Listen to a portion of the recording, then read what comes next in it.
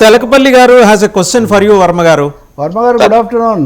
మీ చర్చ ఇక్కడ మేము చేస్తున్నాం. ఇప్పుడు గత ప్రభుత్వ తప్పిదాలు సమీక్ష ఓకే, ఇప్పుడు ఈ ప్రభుత్వం మీద కూడా కొన్ని విమర్శలు వస్తున్నాయి. ముఖ్యంగా ఇప్పుడు నాగబాబు మంత్రి అవుతారా, రాజ్యసభ, ఇవి రకరకాలు నడిచాయి కదా వర్మ. ఇలాంటి అంశాలు ఏమన్నా ప్రస్తావనకు వచ్చాయా? నాగబాబు గారి అంశం ఆయన ప్రత్యేకంగా ప్రస్తావించడం జరిగింది. విద్యా ప్రతినిధులు నాగబాబు గారిని ఏదైతే కమ్యూనిటీ పరంగా మీ శాఖకి సంబంధించి ఇప్పటికే 3 మంత్రులను తీసుకోవడం జరిగింది.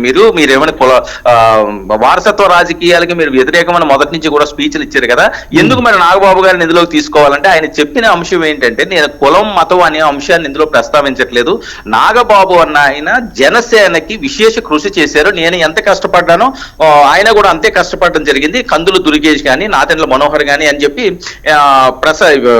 హరిప్రసాద్ గారిని కూడా ఈ సందర్భంగా ఆయన ప్రస్తావించడం జరిగింది. హరిప్రసాద్కి ఎమ్మెల్సీ ఇవ్వడానికి కూడా కారణాన్ని ఆయన చెప్పడం జరిగింది. అంటే ఎవరికి అర్హత ఉందో వాళ్ళకి మాత్రమే ఇచ్చాము. ఎవరైతే కష్టపడే పార్టీ కోసం అహర్నిశలు దీనికోసం కృషి చేశారో వాళ్ళని ప్రధానంగా టీమ్ గా తీసుకోవడం జరిగింది. నెక్స్ట్ వచ్చే వాళ్ళకి అందరికీ కూడా అన్ని రకాలకి అన్ని కులాలకి సమానంగా చూసే విధంగా ఉంటుంది. అంటే మాకు వచ్చిన రేషియో కూడా చాలా తక్కువ కదా, 21 ఎమ్మెల్యేలే ఉన్నారు. నాకు వచ్చే తెలుగుదేశం పార్టీతో పోల్చుకుంటే చాలా తక్కువగా మాకు వస్తాయి కాబట్టి ఈ కార్పొరేషన్లు అవిని అందువల్ల ఇవ్వలేకపోయి ఉండొచ్చేమో కానీ ప్రతి ఒక్కరికి కూడా న్యాయం చేసే విధంగానే మేము చేస్తాము అని చెప్పి ఆయన చెప్పడం జరిగింది సార్. అంటే హోంశాఖ అనేది కొంచెం చక్కదిద్దుకోవడం అనేది కూడా ప్రస్తావించారు అనుకోవాలి మీరు చెప్పండి. ఖచ్చితంగా, ఎందుకంటే మొన్న నకిలీ ఐపీఎస్ అనే అంశం అనేయండి, గతంలో అంశం అనేయండి, అంటే పోలీసు శాఖ అన్నది కాదండి, ప్రత్యేకంగా హోంశాఖ అనే కాకుండా అన్ని శాఖల మీద కూడా ఒక పూర్తి స్థాయిలో గతంలో ఏదైతే ఒక నిర్లిప్తత కనిపించిందో దాన్ని పూర్తిగా ప్రతి ఒక్కరు కూడా వేయాల్సిన అవసరం ఉంది. అధికారులు, నాయకులు సమిష్టిగా ఇద్దరు ఒక కాంబో తోటి ముందుకు సాగాలి అని చెప్పి ప్రధానంగా ఆయన చెప్పే ప్రయత్నం అయితే చేయడం జరిగింది. ఆ విధంగానే నేను ముందుకు సాగుతున్నాను.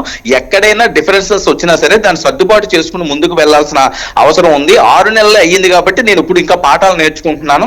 ఖచ్చితంగా వచ్చే ఏడాది కల్లా పూర్తి స్థాయిలో నా పోర్ట్ఫోలియో ఏముంటాయి దాని మీద ఏంటి, లేకపోతే రాష్ట్ర పాలన మీద కూడా దృష్టి పెడతాను. అంతేకాకుండా జనసేన పార్టీని నేను ఇప్పటి వరకు కూడా కాస్త అలసత్యం చేశాను ఈ 6 నెలల్లోని. సో జనవరి తర్వాత పూర్తి స్థాయిలో సంస్థాగతంగా పార్టీని కూడా బలపెట్టే విధంగా చర్యలు తీసుకుంటాం. ఎందుకంటే ఇప్పుడు ఎవరైతే కోర్ టీం ఉన్నారో జనసేనకు సంబంధించిన వాళ్ళందరూ కూడా పదవుల్లో ఉన్నారు కాబట్టి కొద్దిగా పార్టీకి సంబంధించి కార్యక్రమాల్లో నేను పాల్గొనలేకపోతున్నాను. కార్యకర్తలు కూడా చాలా ఆవేదన వ్యక్తం చేస్తారు. వాళ్ళన్నింటి కూడా నేను సెటిలైట్ చేస్తానని చెప్పడం జరిగింది. రైట్, థ్యాంక్ యూ వర్మ గారు, థ్యాంక్ యూ వెరీ మచ్. చాలా డీటెయిల్డ్ గా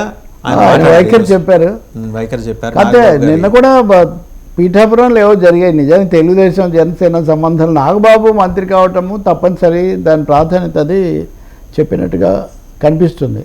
ఇక్కడ హోంశాఖనా ఏ శాఖనా కొంత అసంతృప్తి ఉన్నదాన్ని చక్కదిద్దాల్సిన అవసరం ఉందనే మాట కూడా కీలకమైన అంశం వర్మ చెప్పిన దాంట్లో అర్థం చేసుకోవాల్సింది. ఆయన అన్నది ఏంటంటే తాను వెళ్తే గానీ పరిస్థితులు చక్కదిద్దలేని పరిస్థితి ఉన్న అంశాన్ని ఆయన ప్రస్తావన చేశారు అక్కడ.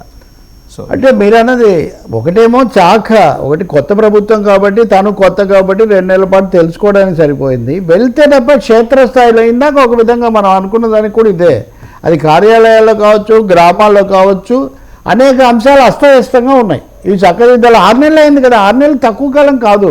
ఓ ప్రభుత్వానికి మహా అయితే 4 రోజులకే లెక్కలు రాసే ఒక కాలం ఇది. కాబట్టి ఇవన్నీ తప్పకుండా లోపాలు. ఇప్పుడు ఉదాహరణకు ఆయన మొన్న అల్లూరు జిల్లాకి వెళ్ళారు, డోలీలో మోతలు అంతకు ముందు రోజే వార్తలు వచ్చాయి. ఇప్పుడు అన్నిటికీ నిజానికి ఈ రోజుల్లో అక్కడే ఉండాలన్న, కానీ ఒకటి అయితే తెలుస్తుంది, వర్మ చెప్పిన దాన్ని బట్టి అయినా లేదు పవన్ మాట్లాడిన దాన్ని బట్టి అయినా ఆయన గ్రామాల మీద ఫోకస్ పెట్టదలుచుకున్నారు, రూరల్ బెల్ట్ మీద.